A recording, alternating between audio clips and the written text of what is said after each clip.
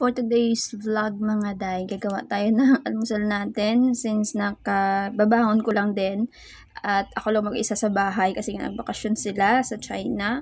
So magpapahinga tayo ng maayos-ayos na din hanggat wala sila. Tamang Maggi nga lang yung almusal natin mga day. Indian Maggi yung gagamitin natin kasi nga hindi naman tayo pwede magpasok dito ng ating sariling Maggi kasi nga mayroong mga chicken flavor, beef flavor tayo. So kung ano yung lasa ng Indian Maggi ay kakaiba, medyo maanghang. Pero kung sanay ka na sa lasa ng Indian ay talagang sarap na sarap ka sa noodles nila mga day. Una kong tikim sa Maggi nila, parang hindi ko gusto yung lasa kasi nga kakaiba siya.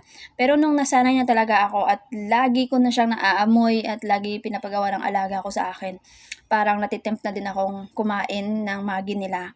At ayun na yung umpisa na kapag meron kaming Indian Maggi ay talagang magsistick ako sa Maggi kasi nga meron naman mga food nila na hindi ko masyado kinakain at marami talaga akong food nila na hindi kinakain. So it means sa ilang taon ko sa kanila ay bilang lang talaga yung mga pagkain na kinakain ko.